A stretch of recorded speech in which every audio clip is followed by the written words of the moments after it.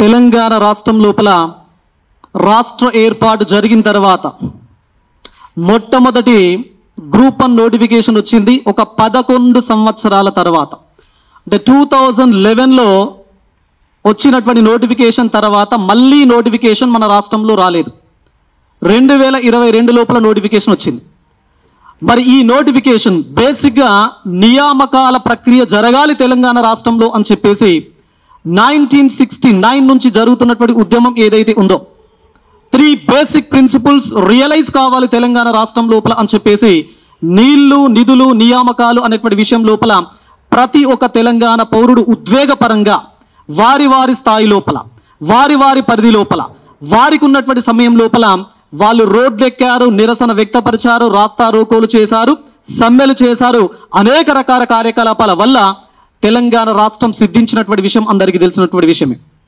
మరి ఈ కాంటెక్స్ లోపల రాష్ట్రం ఏర్పాటైన తర్వాత మొదటగా వచ్చినటువంటి గ్రూప్ 1 నోటిఫికేషన్ 2022లో వచ్చినప్పటి నుండి ఈ రోజు నాటికి గ్రూప్ 1 విషయం లోపల అనేక అన్యాయాలు, అనేక అవకతవకలు, పేపర్ లీకేజీలు ఇవన్నీ కూడా జరుగుతున్నటువంటి నేపథ్యం మీకందరికీ తెలిసినటువంటి విషయమే.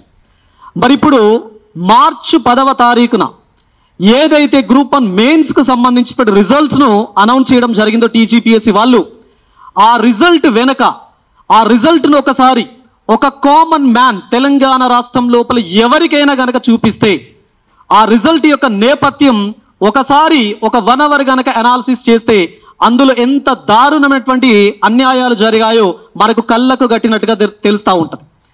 మరి ఏంటి అసలు ఏం జరిగి ఉంటుంది అంటే మొదటి నుంచి రైట్ ఫ్రమ్ ద బిగినింగ్ గత ప్రభుత్వం ఉన్నప్పుడు వచ్చినటువంటి నోటిఫికేషన్ నుంచి ఈ ప్రభుత్వం మొన్న రిలీజ్ చేసినటువంటి మెయిన్స్ రిజల్ట్ వరకు గ్రూప్ 1 విషయం లోపల ఎవరైతే గత 10 సంవత్సరాల నుంచి, గత 5-6 సంవత్సరాల నుంచి, గత 2-3 సంవత్సరాల నుంచి సీరియస్గా ప్రిపేర్ అవుతున్నటువంటి కాంపిటేటివ్ ఆస్పిరెంట్స్కి తీవ్రమైనటువంటి అన్యాయం జరిగింది.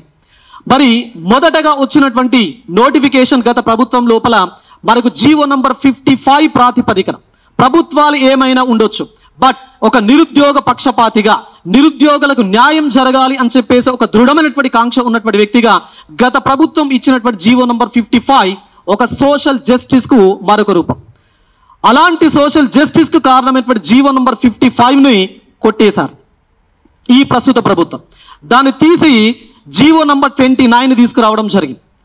మరి అప్పుడు ఉన్నప్పుడు గత ప్రభుత్వం టైం లోపల పేపర్ లీకేజీ జరిగింది అని చెప్పేసి, మరి ఈ పేపర్ లీకేజీ ఫలితంగానే ఇక్కడ కూర్చున్నటువంటి ఎవరైతే మా గ్రూప్ 1 పిల్లలు ఉన్నారో ఇక్కడికి రానటువంటి కొన్ని వేలాది మంది, లక్షలాది మంది గ్రూప్ 2, గ్రూప్ 1, డిఎస్సికి సంబంధించి 3కి సంబంధించినటువంటి అభ్యర్థులు తెలంగాణ రాష్ట్రం లోపల జిల్లాల లోపల కూడా ఉన్నటువంటి అభ్యర్థులు ఎవరైతే ఉన్నారో మాకు అన్యాయం జరుగుతుంది, ఇలా ఉంటే పేపర్ లీకేజీ గ్రూప్ 1 విషయమే కాదు రేపు గ్రూప్ 2లో జరగచ్చు, డిఎస్సిలో జరగచ్చు అనేటువంటి ఒకే ఒక కారణంతో మాకు అన్యాయం జరగొద్దు అనేటువంటి ఒక లక్ష్యంతో అందరూ కూడా గత ప్రభుత్వానికి వ్యతిరేకంగా రోడ్లు ఎక్కడం జరిగింది. దాని ఫలితంగా ప్రభుత్వమే మారిపోయింది. కేవలం నిరుద్యోగుల యొక్క కృషి వల్ల, నిరుద్యోగుల యొక్క ఉద్యమ పంథా వల్ల, నిరుద్యోగుల యొక్క కంట్రిబ్యూషన్ వల్ల ప్రభుత్వం మారింది. మరి కొత్త ప్రభుత్వం వచ్చినప్పుడు ఈ ప్రభుత్వం తప్పనిసరిగా నిరుద్యోగుల యొక్క ఆకాంక్షలను నెరవేరుస్తాము అనేటువంటి ఒక హామీతో, మేము జాబ్ క్యాలెండర్ను ఇంప్లిమెంట్ చేస్తాము అనేటువంటి ఒక హామీతో, నిరుద్యోగులకు సంబంధించినటువంటి ఏవైతే డిమాండ్స్ ఉన్నాయో, ఏవైతే ఆకాంక్షలు ఆస్పిరేషన్స్ ఉన్నాయో వాటిని తప్పనిసరిగా ఫుల్ఫిల్ చేస్తాము అనేటువంటి ఒక లక్ష్యంతో ఈ ప్రభుత్వ ఏర్పాటు జరిగినప్పుడు మరి గ్రూప్ 1 అనేది అది చిన్న స్థాయి ఉద్యోగం కాదు కదా. భారతదేశం లోపల యూపీఎస్సీ సివిల్ సర్వీసెస్ ఏదైతే ఉన్నతమైనటువంటి జాబో మరి రాష్ట్ర స్థాయి లోపల ఉన్నతమైనటువంటి జాబ్ మనకు గ్రూప్ 1 ఎగ్జామ్. మరి ఇలాంటి గ్రూప్ 1 పరీక్షకు సంబంధించి లీకేజీ జరిగినటువంటి విషయం ప్రస్తుత ప్రభుత్వానికి తెలుసు. మరి లీకేజీ జరిగినటువంటి విషయం లోపల ఎందుకు లీకేజీ జరిగింది, అప్పుడు తయారైనటువంటి ప్రశ్నాపత్రాలు ఏవైతే ఉన్నాయో అంటే ప్రిలిమ్స్ లీకేజీ కాదు, అప్పుడు తయారైనటువంటి మెయిన్స్ ప్రశ్నాపత్రాలను మొన్న జరిగినటువంటి గ్రూప్ 1 లోపల మీరు అవే ప్రశ్నలు ఇవ్వడం అనేది దాని వెనుక ఆంతర్యం, దాని వెనుక అంతరార్థం ఏంటో నాకైతే తెలియదు. మరి తప్పనిసరిగా చాలామంది అభ్యర్థుల నుంచి కొన్ని ప్రశ్నలు స్వయాన నా వైపు నుంచి మీడియా పక్షాన తెలంగాణ రాష్ట్ర ముఖ్యమంత్రి వర్యులు శ్రీ రేవంత్ రెడ్డి గారిని అడుగుతున్నాం. అదేవిధంగా టీజీపీఎస్సీ చైర్మన్ గారు శ్రీ బుర్రా వెంకటేశం ఐఏఎస్ గారిని ఇక్కడ ఈ ప్రెస్ క్లబ్ నుంచి మేము తప్పనిసరిగా అడగదలుచుకున్నాం కొన్ని ప్రశ్నలు మా వైపు నుంచి. మా అంటే ఇక్కడ నిరుద్యోగుల వైపు నుంచి అనేటువంటి విషయాన్ని దయచేసి అర్థం చేసుకోవాలి. మొదటి ప్రశ్న, మీరు గ్రూప్ 1 పరీక్షలకు సంబంధించినటువంటి రిజల్ట్ను ఇచ్చిన తర్వాత గ్రూప్ 2కు సంబంధించిన రిజల్ట్ ఇచ్చారు. నిన్న గ్రూప్ 3కి సంబంధించిన రిజల్ట్ ఇచ్చారు. మరి 2 and 3 లోపల మీరు GRLను చాలా స్పష్టంగా క్లియర్గా మెన్షన్ చేయడం జరిగింది. మరి 2లో 3లో ఇచ్చినటువంటి GRLను గ్రూప్ 1 కాంటెక్స్ట్ లోపల ఎందుకు ఇవ్వలేదు? అంటే GRL ఇస్తే ఎవరికి ఎన్ని మార్కులు వచ్చాయి, వాళ్ళ నేపథ్యం ఏంటి, వాళ్ళు నిజంగానే సీరియస్ కాంపిటేటివ్ ఆస్పిరెంట్సా లేదా నాన్ సీరియస్ ఆస్పిరెంట్సా పబ్లిక్ డొమైన్లో పెడితే తెలంగాణ రాష్ట్ర సమాజానికి తెలుస్తుంది అనేటువంటి భయమా మీకు ఏమైనా ఉందా? అట్లా ఎందుకు GRL మీరు ఇవ్వలేదు? మిగతా అన్ని రకాల ఎగ్జామ్లకు GRL ఇచ్చినప్పుడు గ్రూప్ 1 విషయం లోపల అది ప్రతిష్టాత్మకమైనటువంటి పరీక్ష అయినప్పటికీ అది గతం నుంచి ప్రస్తుతం వరకు అనేక ఒడిదొడుకులకు లోనైంది అనేటువంటి విషయం మీకు స్పష్టంగా తెలిసినప్పటికీ ఎందుకు GRLను మీరు ఇవ్వలేదు? దాని వెనుక ఏమైనా కుట్ర దాగుందా? దాని వెనుక ఏమైనా అంతరార్థం ఏమైనా ఉందా? సో తప్పనిసరిగా మీరు నిన్న కాకముందు ఒక ప్రెస్ నోట్ రిలీజ్ చేయడం జరిగింది. ఆ ప్రెస్ నోట్ లోపల చాలా రకాల అంశాలను మీరు స్పృశించారు. మరి ఆ విధంగా స్పృశించినప్పుడు ఎందుకు GRL పైన ఆ ప్రెస్ నోట్ లోపల మీరు మాట్లాడలేదు? మీరు అనేక అంశాలకు సమాధానం చెప్పే ప్రయత్నం మీ వైపు నుంచి చేసినప్పుడు GRL పైన మీరు ఎలాంటి కమెంట్, ఎలాంటి ఎక్స్ప్లెనేషన్, ఎలాంటి డిస్క్రిప్షన్ మీ వైపు నుంచి ఎందుకు ప్రెస్ నోట్ లోపల ఇవ్వలేదు? నంబర్ 1. నంబర్ 2, రెండవ ముఖ్యమైనటువంటి అంశం, 2022 లోపల వచ్చినటువంటి నోటిఫికేషన్ కాంటెక్స్ట్ లోపల తయారైనటువంటి ప్రశ్నాపత్రం లీకేజీ అయ్యింది అని చెప్పేసి ఎగ్జామ్ను క్యాన్సిల్ చేశారు. కేవలం ప్రిలిమ్స్ పత్రాలు లీకేజ్ అయ్యాయి అని చెప్పేసి ఎగ్జామ్ను క్యాన్సిల్ చేశారు కదా. మరి అప్పుడు మెయిన్స్ పేపర్ కూడా తయారైంది కదా. మరి తయారైనటువంటి మెయిన్స్ పేపర్ ఇప్పుడు యాజ్ ఇట్ ఈజ్గా మొన్న జరిగినటువంటి 2024 అక్టోబర్ 21 నుంచి 27 మధ్యలో జరిగినటువంటి మెయిన్స్ పేపర్ లోపల గతంలో తయారైనటువంటి మెయిన్స్ పేపర్స్ రిఫ్లెక్ట్ అయ్యాయి అని చెప్పేసి అనేక మంది అభ్యర్థులు ఆందోళనకరంగా ఉన్నారు. మరి దానికి మీ వైపు నుంచి ఏం సమాధానం చెప్పదలుచుకున్నారు? నంబర్ 3, మూడవ ముఖ్యమైనటువంటి అంశం ఏంటి అంటే అసలు ఎవరి చేత మీరు ఈ ప్రశ్నాపత్రాలను దిద్దించారు? మొదటగా ఏదైతే మెయిన్స్ ప్రక్రియ ఎప్పుడైతే స్టార్ట్ అయిందో, ఏది కరెక్షన్ ఆర్ ఇవాల్యుయేషన్ ప్రాసెస్కు సంబంధించినటువంటి ప్రక్రియ స్టార్ట్ అయినప్పుడు యూపీఎస్సీ స్టాండర్డ్స్ను మీరు ఫుల్ఫిల్ చేస్తూ యూపీఎస్సీ స్టాండర్డ్స్కి ఏమాత్రం తీసుకోని విధంగా మేము ఇక్కడ ఇవాల్యుయేషన్ ప్రాసెస్ చేస్తాము అని చెప్పేసి గతం లోపల ఉన్నటువంటి టీజీపీఎస్సీ చైర్పర్సన్ గారు చెప్పారు. మరి మొదటి స్పెల్ లోపల ఆ ప్రాసెస్ ఇనిషియేట్ అయినప్పుడు, ఆ ప్రొసీజర్ జరుగుతూ ఉన్నప్పుడు మార్కులు చాలా తక్కువ వస్తున్నాయి అని చెప్పేసి మీకు క్లారిటీ ఉన్నప్పుడు, మరి ప్రస్తుత చైర్మన్ మళ్ళీ పదవి లోపలికి వచ్చిన తర్వాత మార్కులు తక్కువగా వస్తే ఎప్పుడైతే ceiling that is 360, 340 marks cross కాలేదో, మరి ఒకవేళ క్రాస్ కాకపోతే బ్యాక్లాగ్ పోస్టులు ఉండే అవకాశం ఉంది. భవిష్యత్తు లోపల మళ్ళీ బ్యాక్లాగ్ వేకెన్సీస్తో నోటిఫికేషన్ ఇచ్చే అవకాశం ఉంది. అలాంటి పరిస్థితి రావద్దు అని చెప్పేసి మీరు ప్రతి ప్రశ్నకు 1-2 మార్కులు పెంచండి, లిబరల్గా ఇవాల్యుయేషన్ ప్రాసెస్కు మీరు ప్రాసెస్లు చేయండి అని చెప్పేసి చెప్పినప్పుడు, మరి మొదటి స్పెల్ లోపల ఎవరైతే అభాగ్యులు అని చెప్పేసి పదాన్ని నేను వాడుతూ ఉన్నాను, మొదటి స్పెల్ లోపల తక్కువ మార్కులు పొందినటువంటి వ్యక్తులకు మీరు ఏం సమాధానం చెప్తారు? ఎందుకంటే ప్రతి మార్కు ఒక వ్యక్తి యొక్క జీవన గమనాన్ని సమూలంగా మార్చేటువంటి శక్తి ఉంటుంది ఒక మార్కుకు. మరి మొదటి స్పెల్ లోపల తక్కువ మార్కులు రావడం వల్ల ఈరోజు కంప్లీట్గా పోటీ నుంచి తప్పుకునేటువంటి పరిస్థితుల లోపల ఉన్నటువంటి కొన్ని వేలాది మంది అభ్యర్థులకు మీరు ఏం సమాధానం చెప్తారు? మరి 4వ ప్రశ్న నా వైపు నుంచి, పేపర్లు దిద్దేటువంటి వ్యక్తుల యొక్క అర్హతలు ఏంటి, వాళ్ళ యొక్క బ్యాక్గ్రౌండ్ ఏంటి? మీరు అన్ని రాష్ట్రాల నుంచి ప్రొఫెసర్స్ను, అసిస్టెంట్ ప్రొఫెసర్స్ను మేము పిలిచాము, పేపర్ ఇవాల్యుయేషన్ చేయించాము అని చెప్పేసి మీరు చెప్పారు కదా. మరి చేయించినప్పుడు వాళ్లకు ఒక బ్లూ ప్రింట్ ఇచ్చారు, మీరు వాళ్ళ చేతి లోపల ఒక బ్లూ ప్రింట్ ఇచ్చారు. ఒక 2 రోజులు ఆ బ్లూ ప్రింట్కి సంబంధించినటువంటి ఎక్స్ప్లెనేషన్ కూడా మీరు సబ్జెక్ట్ ఎక్స్పర్ట్ల నుంచి చేసినట్టుగా మాకు తెలుసు. మరి ఈ బ్లూ ప్రింట్ వాస్తవానికి బ్లూ ప్రింట్లో ఎంత మేరకు శాస్త్రీయత ఉన్నది, ఆ బ్లూ ప్రింట్ ప్రకారం కనుక దిద్దితే మరి ఒక వ్యక్తి యొక్క ఎక్స్ప్రెషన్, ఒక వ్యక్తి యొక్క అనలైటికల్ వ్యూ ఆ బ్లూ ప్రింట్ ప్రకారం పరీక్షా పేపర్ లోపల నిజంగానే రిఫ్లెక్ట్ అవుతుందా? నేను అడుగుతున్నాను. మీరు ఇచ్చినటువంటి బ్లూ ప్రింట్లో ఒక ప్రశ్న, ఫర్ ఎగ్జాంపుల్ ఒక ప్రశ్న ఉంది, జాతీయ ఆదాయాన్ని నిర్వచించండి అని చెప్పేసి ఒక ప్రశ్న ఉంటుంది. జాతీయ ఆదాయాన్ని నిర్వచించండి అనేటువంటి ప్రశ్నకు 100 ఆన్సర్స్ రాయొచ్చు.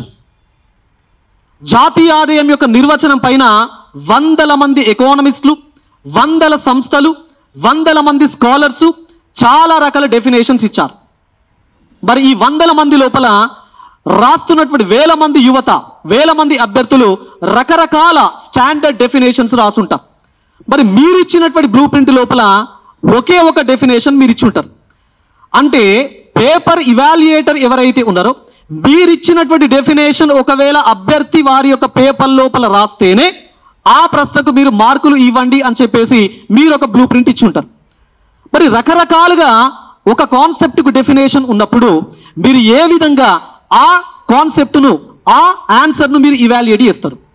దీని ఫలితంగా చాలా మందికి తక్కువ మార్కులు వచ్చి ఉంటాయి. అండ్ మీరు ఇచ్చినటువంటి బ్లూ ప్రింట్ ఏదైనా రెఫరెన్స్ను బేస్ చేసుకుని ఉందా? మరి ఇంత పెద్ద నోటిఫికేషన్ మీరు 563 వేకెన్సీస్తో ఇచ్చారు కదా. మరి వేకెన్సీస్తో నోటిఫికేషన్ ఇచ్చినప్పుడే ప్రతి పేపర్కి సంబంధించి ఎందుకు స్టాండర్డ్ రెఫరెన్సెస్ మీరు ఇవ్వలేకపోయారు? అవే స్టాండర్డ్ రెఫరెన్సెస్ కనుక మీరు ఇచ్చి ఉంటే, పేపర్ ఇవాల్యుయేటర్స్ చేతిలో కూడా అవే స్టాండర్డ్ రెఫరెన్సెస్ పెట్టుంటే వాళ్ళు కూడా చదువుకొని ఆ పేపర్స్ని ఇవాల్యుయేట్ చేసేవాళ్ళు కదా. మీరు ఏదో 4-5 పాయింట్లో 10 పాయింట్లో ఉన్నటువంటి ఒక బ్లూ ప్రింట్ని వాళ్ళ చేతి లోపల పెడితే వాళ్ళు ఎంత మేరకు అభ్యర్థులు రాసినటువంటి ఆన్సర్స్కు న్యాయం చేయగలరు?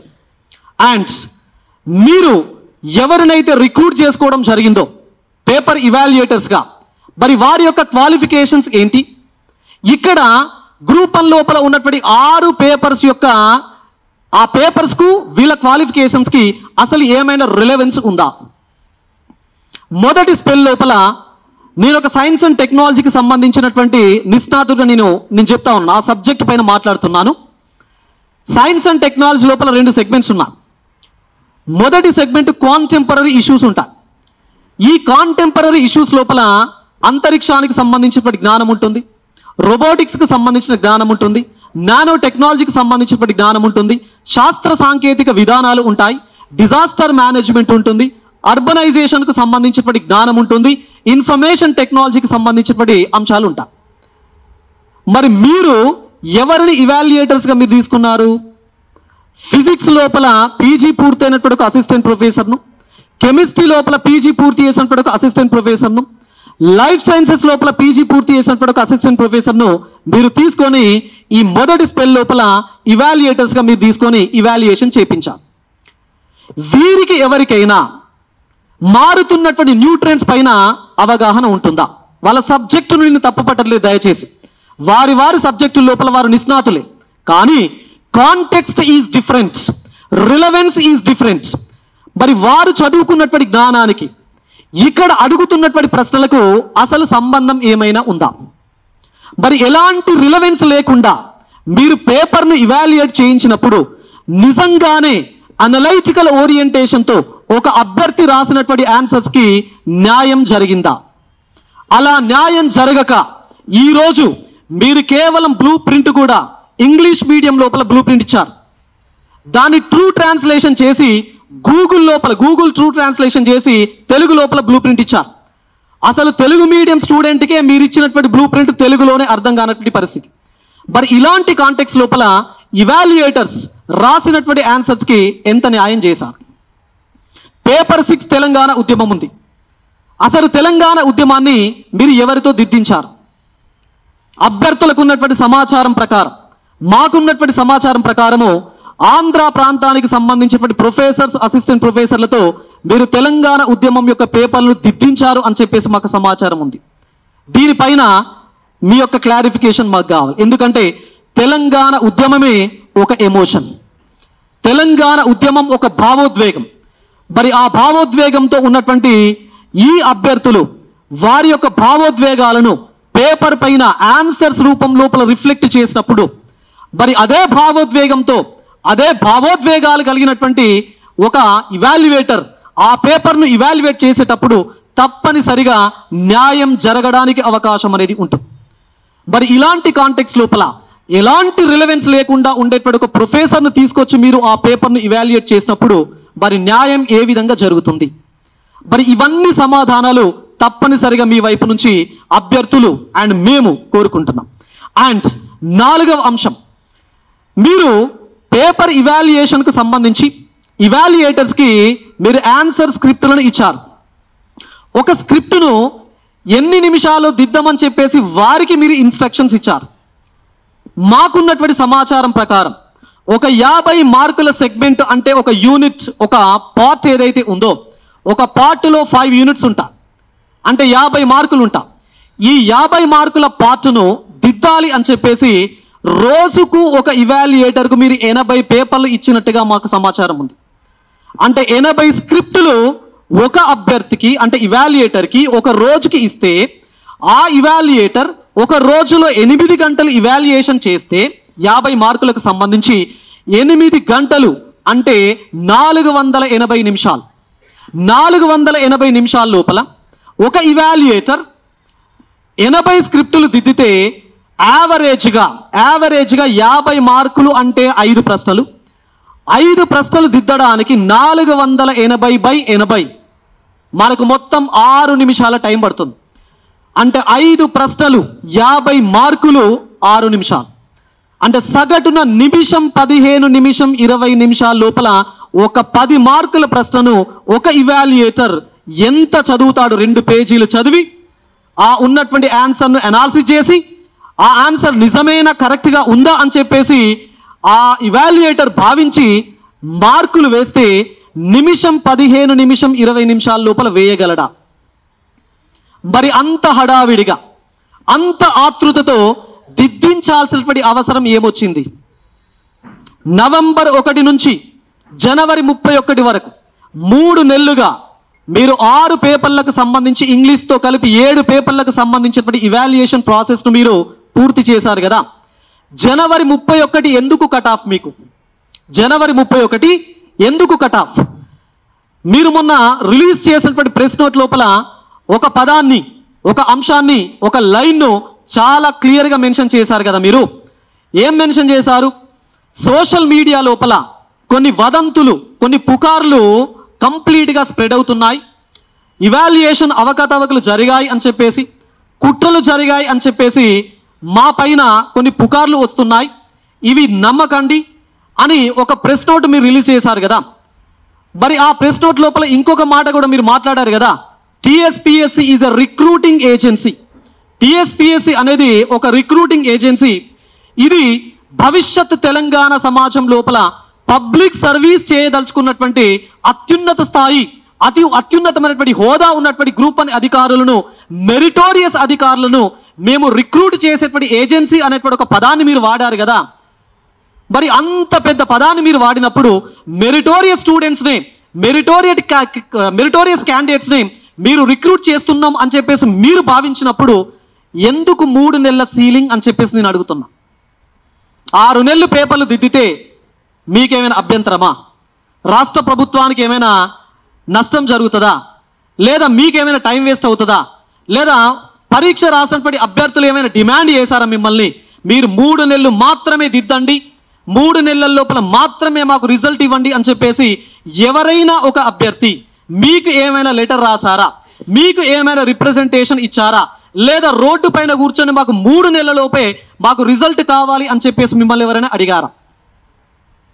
11 సంవత్సరాల తర్వాత వచ్చినటువంటి నోటిఫికేషన్, 5-6 సంవత్సరాలు 10 సంవత్సరాల నుంచి చదువుతున్నటువంటి అభ్యర్థులు వేచి చూస్తున్నటువంటి నోటిఫికేషన్ మీరు 3 నెలలు కాకపోతే 6 నెలలు దిద్దండి. దిద్దడం వల్ల ఎవరికి నష్టం జరుగుతుంది? మీరు అంత ఆదరబాదరాగా అంత హడావిడిగా అంత ఆతృతగా ఒక టైం బౌండ్ ఒక టైం లిమిట్ పెట్టుకొని ఎందుకు రిజల్ట్ను మీరు ఇచ్చారు? రిజల్ట్ ఇవ్వలేదు అప్పుడు. బట్ ఎందుకు ఆ 3 నెలలు మాత్రం పెట్టుకున్నారు? ఎందుకు పెట్టుకున్నారు అంటే మార్చ్ 3rd వీక్లో గ్రాడ్యుయేట్ ఎమ్మెల్సీ ఎన్నికలు టీచర్ ఎమ్మెల్సీ ఎన్నికలు రాబోతున్నాయి.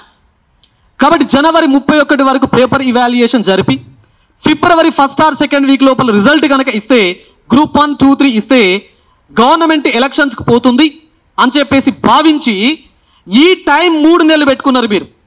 వాస్తవానికి 2019 ఎన్నికలు కరీంనగర్, మెదక్, నిజామాబాద్, ఆదిలాబాద్ గ్రాడ్యుయేట్ ఎమ్మెల్సీ ఎన్నికలు 2019లో మార్చి 3వ వారంలో జరిగాయి. ఫిబ్రవరి లాస్ట్ వీక్ లోపల నోటిఫికేషన్ వచ్చింది. అంటే ఫిబ్రవరి లాస్ట్ వీక్ లోపల నోటిఫికేషన్ ఈసారి కూడా వస్తుంది అని చెప్పేసి రాష్ట్ర ప్రభుత్వం భావించి, టీజీపీఎస్సీ భావించి జనవరి 31 వరకు కంప్లీట్గా ఇవాల్యుయేషన్ పూర్తి చేయాలి.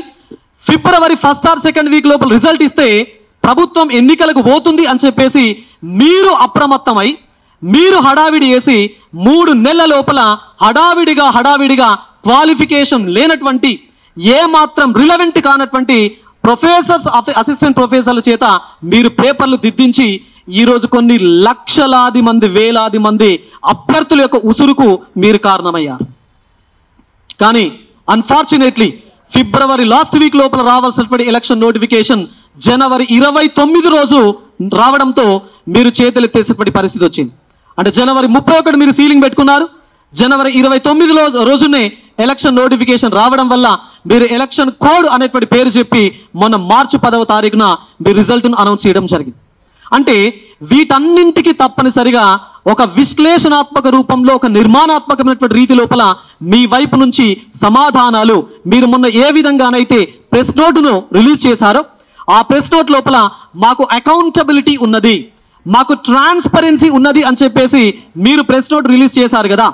ఆ ప్రెస్ నోట్ లోపల టాప్ 100 లోపల BC, SC, ST, minorities and అదేవిధంగా ఈడబ్ల్యూఎస్ కేటగిరీ లోపల ఎంతమంది యావరేజ్ సెలెక్షన్ జరిగిందో మీరు ఇచ్చారు కదా. అదేవిధంగా మీరు రిలీజ్ చేసినటువంటి ప్రెస్ నోట్ లోపల టాప్ మార్కులు ఏ పేపర్ లోపల హైయెస్ట్ మార్క్స్ ఎంత వచ్చాయి అని చెప్పేసి చెప్పారు కదా. మీరు ఇచ్చినటువంటి ఇంగ్లీష్ పేపర్ కావచ్చు, జనరల్ ఎస్ఏ పేపర్ కావచ్చు, పేపర్ 1, 2, 3, 4, 5, 6 ఇచ్చారు కదా. వాస్తవానికి 6 పేపర్ల లోపల హైయెస్ట్ స్కోరింగ్ ఏ పేపర్లో జరుగుతుందో తెలుసా?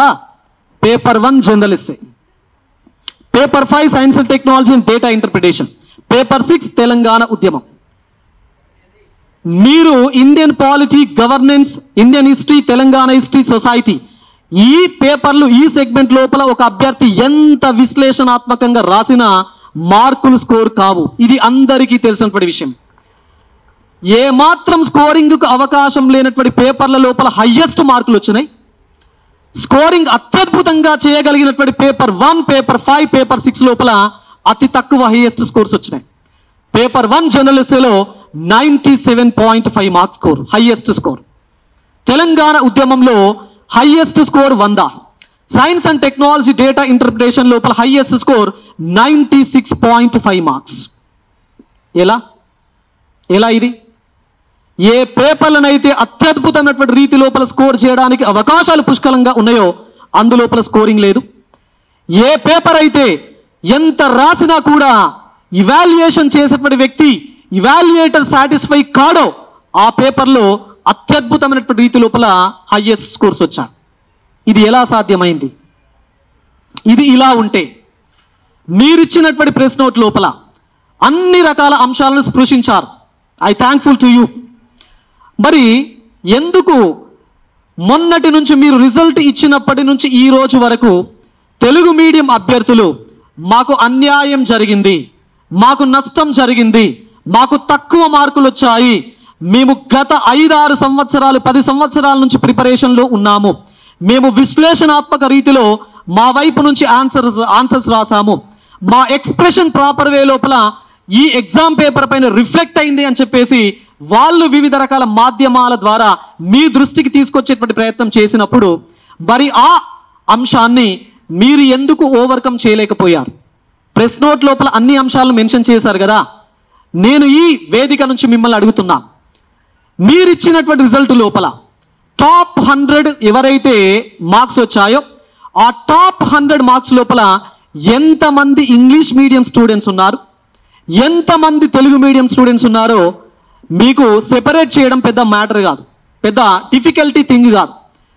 ఇప్పుడు అడుగుతున్నాం, మేమందరం కూడా అడుగుతున్నాం, మా ముందు కూడా కొన్ని వందల మంది అభ్యర్థులు ఇక్కడ కూర్చున్నారు.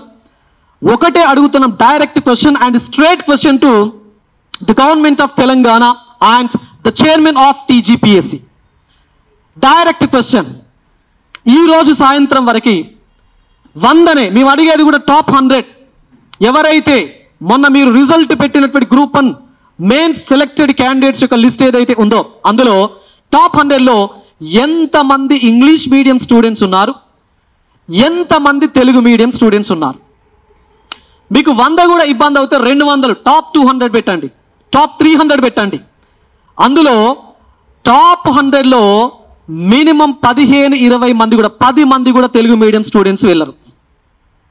అంటే తెలంగాణ రాష్ట్రం యొక్క అధికార భాష తెలుగు, చిన్నప్పటి నుంచి తెలుగు చదువుకున్నటువంటి ఒక అభ్యర్థి కళ్ళల్లోపల మట్టిని కళ్ళల్లోపల కారాన్ని కొట్టినటువంటి రిజల్ట్ ఈ గ్రూప్ 1 రిజల్ట్గా రిఫ్లెక్ట్ అయింది. దీనికి మీరు ఏం సమాధానం చెప్తారు? టాప్ 100 లోపల 10% కూడా తెలుగు మీడియం వాళ్ళు ఉండొద్దా? అంటే ఉండాలని గ్యారంటీ ఉన్నదని నేను అనట్లేదు, బట్ తెలుగు మీడియం వాళ్ళకు విశ్లేషణ సామర్థ్యం లేదనా మీ అభిప్రాయం? తెలుగు మీడియం వాళ్ళకు ఎక్స్ప్రెషన్ లేదనా మీ అభిప్రాయం? Top 100 Telugu medium answer scripts తీయండి, top 100 English medium answer scripts మీరు తీయండి. మళ్ళీ ఒక ఎక్స్పర్ట్ కమిటీ చేత ఈ top 100 Telugu medium answer scripts, top 100 English medium answer scripts మీరు ఇవాల్యుయేట్ చేయించండి. అలా చేయిస్తే నిజంగానే తెలుగు మీడియం వాళ్ళకి విశ్లేషణ లేదా, నిజంగానే తెలుగు మీడియం వాళ్ళకు రైట్ వే లోపల వాళ్ళు ఎక్స్ప్రెస్ చేయట్లేదా కంటెంట్ను మీకు తెలిసిపోతుంది కదా. ఎంత దారుణం, ఎంత దారుణం! ఇంత దారుణమా ఇవాల్యుయేషన్ ప్రాసెస్? ఇంత దారుణమా? అంటే భవిష్యత్తు లోపల ఎవరైతే గ్రూప్ 1 సర్వీస్ కొట్టాలి, మేము చదవాలి అనే కాన్ఫిడెన్స్తో ఈ పోటీ పరీక్షలను చదవడానికి వచ్చేటువంటి వాళ్ళకి మీరు ఏం సంకేతాలు ఇస్తా ఉన్నారు? అంటే భవిష్యత్తు లోపల ఏ తెలుగు మీడియం స్టూడెంట్స్ గ్రూప్ 1 రాయొద్దాయిగా, వాళ్ళ ఉద్యోగాలు కొట్టద్దా? తెలంగాణ రాష్ట్రం లోపల పబ్లిక్ సర్వీస్ మేము అత్యున్నత స్థాయి లోపల చేయాలి అనేటువంటి ఆకాంక్ష ఎవరు బడుగు బలహీన వర్గాలకు సంబంధించి గ్రామీణ ప్రాంతాలకు సంబంధించినటువంటి పోటీ పరీక్షార్థులకు ఉండొద్దా? మరి మీరు ఇచ్చినటువంటి రిజల్ట్స్ కంప్లీట్గా గొడ్డలి పెట్టు. ఒక గ్రామీణ ప్రాంతానికి సంబంధించినటువంటి తెలుగు మీడియం స్టూడెంట్కు వారి యొక్క ఆకాంక్షలకు గొడ్డలు పెట్టి మీరు ఇచ్చినటువంటి రిజల్ట్ ఇది. ఈరోజు దయచేసి రాష్ట్ర ప్రభుత్వాన్ని నేను డిమాండ్ చేస్తూ ఉన్నాను, మీరు ఒక ఇనిషియేషన్ తీసుకోండి. ఎందుకంటే మీ పైన ఒక నమ్మకం ఉన్నది. ఈ ప్రభుత్వం వచ్చిన తర్వాత రిజల్ట్స్ ఇస్తున్నారు ప్రాపర్గా, అపాయింట్మెంట్ ఆర్డర్ ఇస్తున్నారు ప్రాపర్గా, ఒక నమ్మకం మీ పైన వచ్చింది. మరి ఆ నమ్మకాన్ని తప్పనిసరిగా సుస్థిరం చేసుకోవాల్సినటువంటి బాధ్యత ఈ తెలంగాణ రాష్ట్ర ప్రభుత్వం పైన ఉన్నది. కాబట్టి ఈ వేదిక నుంచి మేమందరం అభ్యర్థుల పక్షాన రాష్ట్ర ప్రభుత్వాన్ని అడుగుతున్నాం, దయచేసి టీజీపీఎస్సీకి మీ వైపు నుంచి ఒక క్లారిఫికేషన్, మీ వైపు నుంచి ఒక చిన్న ఇనిషియేటివ్ తీసుకునేటువంటి ప్రయత్నం చేయండి. కొన్ని వేల మంది అభ్యర్థులు రోడ్డున పడినటువంటి పరిస్థితి, అధికారుల యొక్క నిర్లక్ష్యం ఎంత దుర్నీతికి దారితీస్తుందో ఇది కొత్త కాదు. గతం లోపల బ్యూరోక్రసీ బ్లండర్స్ వల్ల, బ్యూరోక్రాట్స్ యొక్క మిస్టేక్స్ వల్ల గురుకులాల యొక్క పరిస్థితి ఏ విధంగా ఉందో తెలంగాణ రాష్ట్రం మొత్తానికి తెలుసు. బ్యూరోక్రసీ బ్లండర్స్ వల్ల గురుకులాల లోపల 2500 కుటుంబాలు ఈరోజు తెలంగాణ సమాజం లోపల రోడ్డు పైన పడ్డాయి. మరి అలాంటి పరిస్థితి గ్రూప్ 1 విషయం లోపల ఎట్టి పరిస్థితి లోపల రావద్దు అని చెప్పేసి నేను రాష్ట్ర ప్రభుత్వాన్ని కోరుతా ఉన్నాను.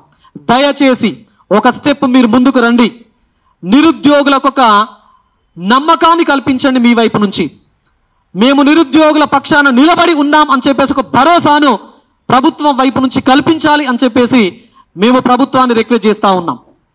మరి ఈ కాంటెక్స్ట్ లోపల ఫైనల్గా ఎవరైతే తక్కువ మార్కులు తెచ్చుకున్నటువంటి అభ్యర్థులు ఉన్నారో వారు రీకౌంటింగ్ కట్టండి అని చెప్పేసి, రీకౌంటింగ్కు మేము అవకాశం ఇస్తున్నాం అని చెప్పేసి టీజీపీఎస్సీ వెబ్సైట్ లోపల ఒక బార్ స్క్రోల్ అవుతా ఉన్నది. నేను అంటున్నాను, ఎందుకు రీకౌంటింగ్? Why recounting? రీకౌంటింగ్ ఎప్పుడు కడతారు? ఏ కాంటెక్స్లో కడతారు? రీకౌంటింగ్ అంటే 150 మార్కులకు సంబంధించినటువంటి ఒక ఆన్సర్ స్క్రిప్ట్ లోపల ఒక ఇవాల్యుయేటర్ ఒక ప్రశ్నకు కొన్ని మార్కులు ఇచ్చినప్పుడు మార్కులను పోస్ట్ చేసినప్పుడు పేపర్ 1 లోపల లేదా పేపర్ లోపల క్వశ్చన్ 1కు సంబంధించి ఒక 5 మార్కులు వచ్చాయి, క్వశ్చన్ 2కు సంబంధించి ఒక 6 మార్కులు వచ్చాయి, 3కి సంబంధించి ఒక 8 మార్కులు వచ్చి ఇట్లా 15 ప్రశ్నలకు ఒక ఇవాల్యుయేటర్ మార్కులను పోస్ట్ చేసుకుంటూ వెళ్ళి వాటిని కౌంట్ చేసి ఆ ఆన్సర్ స్క్రిప్ట్ యొక్క ముందు పేజ్ లోపల ఆ మార్కులను పోస్ట్ చేసినప్పుడు ఒకవేళ నిజంగానే లెక్కించడం తప్పైతే, లెక్కించడంలో లోపాలు ఏమైనా ఉంటే అప్పుడు ఒక అభ్యర్థికి మీరు ఒక అవకాశం ఇవ్వాలి రీకౌంటింగ్ అని చెప్పేసి. అండ్ రీకౌంటింగ్కు మరొక అవకాశం ఏ కాంటెక్స్ లోపల ఇవ్వాలి అంటే, మీరు ఇవాల్యుయేషన్ ప్రాసెస్ చేశారు కదా, ఇవాల్యుయేషన్ ప్రాసెస్ చేసినప్పుడు మీ ఇవాల్యుయేటర్స్కి ఒక బ్లూ ప్రింట్ ఇచ్చారు కదా, ఆ బ్లూ ప్రింట్కు ఎంత మేరకు శాస్త్రీయత ఉన్నది, బ్లూ ప్రింట్కు నిజంగానే సైంటిఫిక్ అప్రోచ్ ఉంటే, బ్లూ ప్రింట్కు నిజంగానే శాస్త్రీయత ఉంటే మీరు రీకౌంటింగ్కి అవకాశం ఇవ్వండి. ఇంటర్మీడియట్ పరీక్షల నేపథ్యంలో, డిగ్రీ పరీక్షల నేపథ్యంలో మనకు రీకౌంటింగ్ ఉంటుంది. బికాస్ ఇంటర్మీడియట్కి సంబంధించినటువంటి బ్లూ ప్రింట్ను తయారు చేసేటప్పుడు ఆ టెక్స్ట్ బుక్ లోపల, ఇంటర్మీడియట్లో ఉన్నటువంటి first year second year text book లోపల ఏ కంటెంట్ అయితే ఉంటుందో ఆ కంటెంట్ బ్లూ ప్రింట్ లోపల రిఫ్లెక్ట్ అవుతుంది. ఆ రిఫ్లెక్ట్ అయినటువంటి కంటెంట్ ప్రకారమే ఇవాల్యుయేటర్స్ ఇవాల్యుయేషన్ చేస్తారు, మార్కులను పోస్ట్ చేస్తారు. బట్ ఇక్కడ అనేక అంతరాలు కనబడుతున్నాయి. ఇంగ్లీష్ మీడియం స్టూడెంట్స్ టాపర్గా ఉన్నారు, తెలుగు మీడియం స్టూడెంట్స్కి అసలు మార్కులు లేవు. 400 మార్కులు 450 మార్కులు దాటనటువంటి పరిస్థితి. ఇది ఒకవైపు ఉంటే 9 మంది ఉర్దూ మీడియం స్టూడెంట్స్ మెయిన్స్కి అపియర్ అయ్యారు, 9 మంది. మాకున్నటువంటి సమాచారం ప్రకారం ఆ 9 మందిలో ఎంతమందికి 450 మార్కులు దాటాయో మీరు చెప్పారు. ఎందుకంటే Urdu medium answer script evaluate చేసే వ్యక్తి ఉర్దూ మీడియం ప్రొఫెసరో అసిస్టెంట్ ప్రొఫెసరో అయి ఉంటాడు. అంటే ఒక మతం ప్రాతిపదికన, మత ఆధారంగా ఒక ఆన్సర్ స్క్రిప్టును ఒక ఇవాల్యుయేట్ చేస్తే మతం యొక్క పాత్ర తప్పనిసరిగా రిఫ్లెక్ట్ అవుతుంది ఇవాల్యుయేషన్లో. మాకున్నటువంటి సమాచారం ప్రకారం ఈ 9 మందిలో ఒక అభ్యర్థికి ఈ రాష్ట్రం లోపల ఉన్నటువంటి అన్ని ఆన్సర్ స్క్రిప్ట్స్ లోపల హైయెస్ట్ మార్క్స్ జనరల్ ఎస్సే లోపల వచ్చినట్టు మాకు సమాచారం ఉంది. అంటే 97.5 మార్క్స్ ఆ జనరల్ ఎస్సేలో ఒక ఉర్దూ మీడియం స్టూడెంట్స్కి వచ్చినట్టు సమాచారం ఉంది. రావద్దు అని చెప్పేసి నేను అనట్లేదు. ఉర్దూ మీడియం అసలు సోర్స్ ఎంత? నిజంగానే అన్ని పేపర్లకు ఉర్దూ మీడియం సోర్స్ ఉన్నాయా? ఒకవేళ సోర్స్ ఉన్నా ఎంత మేరకు ఉన్నా? టాపర్గా నిలబడేటువంటి సోర్స్ ఉందా? కేవలం దయచేసి అర్థం చేసుకోండి, దయచేసి మత ప్రాతిపదికన గ్రూప్ 1 అభ్యర్థులు మీరు అన్నారు కదా ప్రెస్ నోట్లో, మీరు అన్నారు కదా వెబ్ నోట్లో, మెరిటోరియస్ స్టూడెంట్స్ని మేము సెలెక్ట్ చేస్తాం రాష్ట్ర అభ్యున్నతి కోసం, రాష్ట్ర భవిష్యత్తు కోసం, రాష్ట్ర బంగారు తెలంగాణ నిర్మాణం కోసం, ప్రజా తెలంగాణ నిర్మాణం కోసం అన్నారు కదా. మరి మత ప్రాతిపదికన ఈ విధంగా మార్క్స్ రిఫ్లెక్ట్ అయినప్పుడు మరి భవిష్యత్ తెలంగాణ సమాజంలో పబ్లిక్ సర్వీస్ అనేటువంటి పర్పస్ ఏ విధంగా సస్టైన్ అవుతుంది, ఏ విధంగా సర్వైవ్ అవుతుంది అని నేను మీకు అడుగుతా ఉన్నా. మరి ఈ కాంటెక్స్లో 20,100 ఆన్సర్ స్క్రిప్టులు,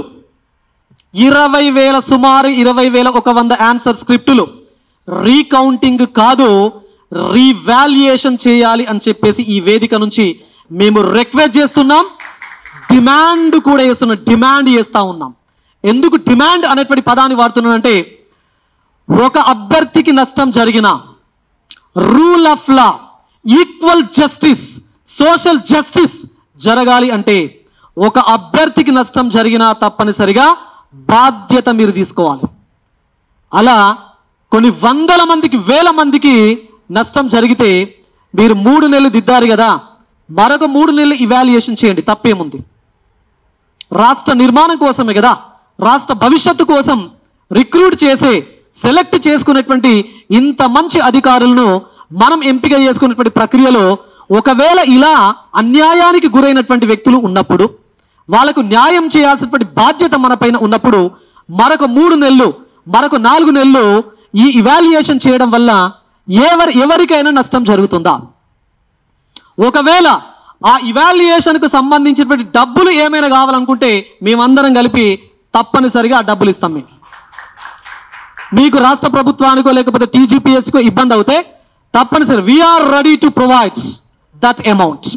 మీరు 4 నెలలు దిద్దిస్తారా, 5 నెలలు దిద్దిస్తారా, బట్ దిద్దేది ఇవాల్యుయేషన్ చేసేది తప్పనిసరిగా ఒక ఎలిజిబుల్ ప్రొఫెసర్స్ ఎవరైతే ఉన్నారో, రిలవెంట్ గా కంటెంట్ కు ఉన్నటువంటి ప్రొఫెసర్స్ ఎవరైతే ఉన్నారో వారి చేత దయచేసి దిద్దించే ప్రయత్నం చేయండి. సో ఆ విధంగా దిద్దిస్తే న్యాయం తప్పనిసరిగా ప్రతి అభ్యర్థికి జరుగుతుంది. అది తెలుగు మీడియం అయినా ఇంగ్లీష్ మీడియం అయినా. నేను మీడియానికి వ్యతిరేకం కాదు, అన్యాయానికి మాత్రమే మేము వ్యతిరేకం. అన్యాయాన్ని ప్రశ్నించడానికి మేమందరం కూడా ఇక్కడ కూర్చొని మేము అడుగుతా ఉన్నాం. కాబట్టి దయచేసి టీజీపీఎస్సీ వాళ్ళు దయచేసి తెలంగాణ రాష్ట్ర ప్రభుత్వాన్ని మేము రిక్వెస్ట్ చేస్తున్నాం, డిమాండ్ కూడా చేస్తున్నాం. న్యాయం గ్రూప్ 1 అభ్యర్థికి ప్రతి అభ్యర్థికి జరగాలి అంటే రీకౌంటింగ్ కాదు, రీవాల్యుయేషన్ చేయాలి. అది కూడా అర్హులైనటువంటి ప్రొఫెసర్ చేత మీరు చేయాలి. అది ఎన్ని నెలలైనా ప్రాబ్లం లేదు. ఎందుకంటే ఎలక్షన్ కోడ్ కూడా అయిపోయింది. మీరు అనుకున్నటువంటి ఏదైతే టార్గెట్ ఉందో అది కూడా నెరవేరింది. కాబట్టి ఇప్పుడు టార్గెట్లు ఏం లేవు.